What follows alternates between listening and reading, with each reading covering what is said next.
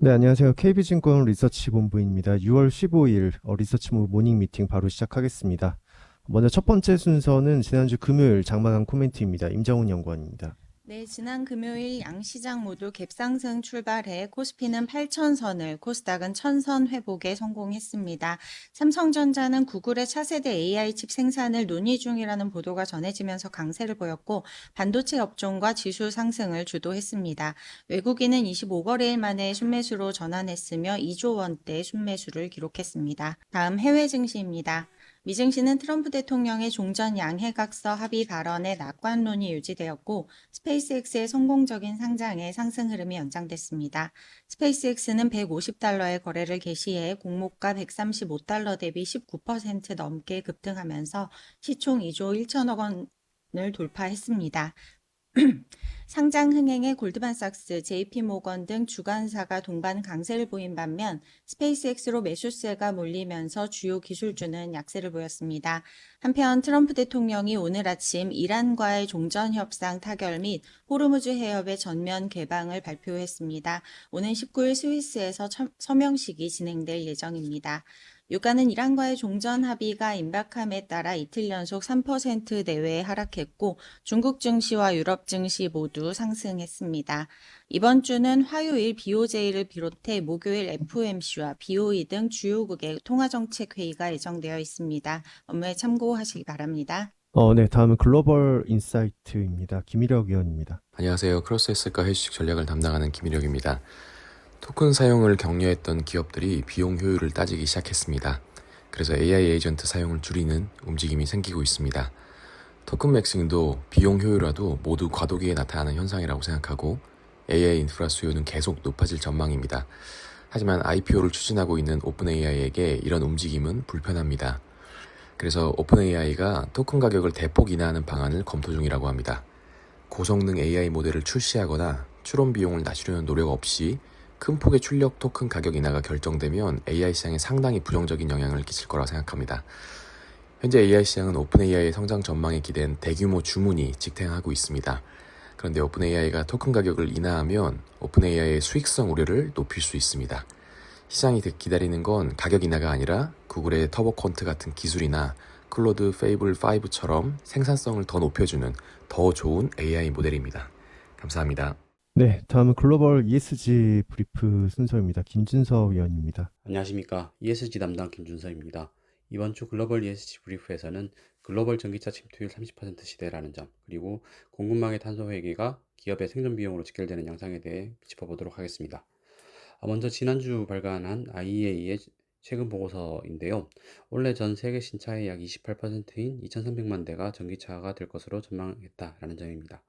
해당 보고서는 중동 에너지 위기로 유가 리스크가 부각되었다라는 사실과 함께 배터리 팩 가격은 사상 최저치인 킬로와트당 108달러까지 떨어져 사실상 내연기관차의 가격 패러티를 달성을 했다라는 점을 강조를 했습니다. 이제 자동차 기업 입장에서는 전동화가 원가 우위 게임으로 전환되었다라는 점인데요. ESG의 당위성에 더해 원가와 브랜드 기술 차별화에 ESG가 영향을 미치는 구간이 되었다라는 점입니다. ESG가 기업 가치에 영향을 미칠 것으로 기대됩니다. 다음은 공급망 ESG 리스크입니다. 최근 이베이의 물류 배출 계수 산정 오류 논란에서 보듯이 스콥3 비중이 높은 기업들에게 측정 방법론의 신뢰성이 중요한 리스크가 되고 있습니다. 여기에 인도네시아 니켈 재련소의 인명사고 같은 공급망 내 인권 안전 문제는 ESG가 단순한 선언을 넘어 공급망 전체의 리스크와 배출량을 검증 가능한 데이터로 증명할 수 있는지가 중요한 포인트가 되고 있다는 점인데요. 이 점은 결론적으로 ESG가 실적 차별화 요인뿐만 아니라 공급망의 리스크까지 통제할 수 있는 요인이 될 수 있느냐라는 점이 중요한 부분인 것 같습니다. 두 가지 사례를 보면 ESG 전략에 따라 자본의 선택을 받을 수 있을 뿐만이 아니라 기업의 본연의 가치에도 영향을 미치는 요인이라고 할 수 있겠습니다. 자세한 내용은 리포트를 참고했으면 좋겠습니다. 감사합니다. 네, 다음은 국내 산업 및 기업 분석 순서입니다. 첫 번째는 현대차입니다. 강성진 위원입니다. 안녕하세요. 자동차 담당 강성진입니다. 현대차에 대해 투자 의견 바이와 목표주가 110만 원 유지합니다. 최근 공개된 유튜브 영상들을 통해서 아틀라스가 하드웨어 제어 성능 및 보편 지능 확보에 속도를 내고 있으며 확인되고 있고, 이는 산업용 휴머노이드 시장 선점으로 이어져 막대한 가치를 창출할 것이라는 것이 저희의 판단입니다. 저희는 보스턴 다이나믹스가 2035년 글로벌 휴머노이드 시장의 15%, 산업용의 60%를 점유할 것이라고 보고 있습니다. 최근에 공개되었던 영상들을 보면 우선 아틀라스가 두 종류의 액추에이터만을 사용해서 탁월한 힘과 전신 제어 능력을 보여주는 영상들, 즉 냉장고로 옮기는 영상, 그리고 다양한 킥 동작을 구현하는 영상들을 통해서 이런 전신 제어 능력, 하드웨어 성능을 보여줬고요. 두 번째로 보편지능 확보 관련해서 성과를 내고 있는 것으로 봅니다. 최근 영상들을 보면 수백만 시간에 해당되는 훈련을 시뮬레이션을 통해서 하루 안에 끝내고 이를 다시 실제 로봇에 1시간 만에 적용하고 있다고 밝히고 있습니다. 이러한 개발 속도는 보스턴 다이내믹스가 시뮬레이션과 현실의 격차를 크게 좁혔다는 것을 의미하고요. 이는 구글 딥마인드 그리고 엔비디아의 협업이 만들어내는 성과라고 볼 수 있겠습니다. 이상입니다. 네, 다음은 오늘 마지막 순서입니다. 기계 산업 관련된 코멘트입니다. 정동익 위원입니다.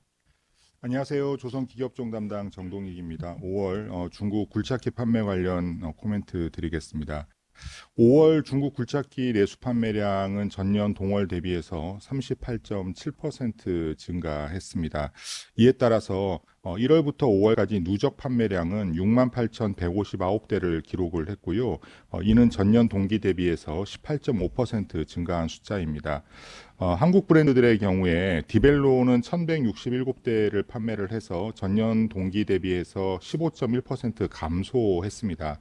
하지만 현대는 1,577대를 판매해서 전년 동기 대비 32% 증가했습니다.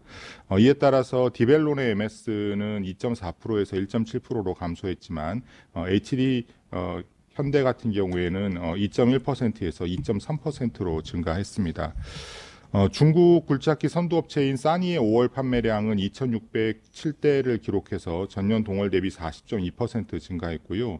캐터필라는 29.8% 증가했는데 5월까지 누적 기준으로 보면 싸니가 17%, 캐터필라가 7.2% 증가해서 두 회사 모두 시장 대비해서는 언더퍼폼했습니다.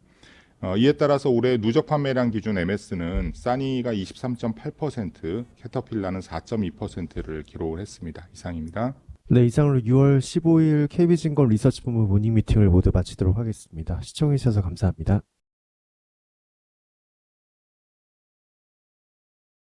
KB증권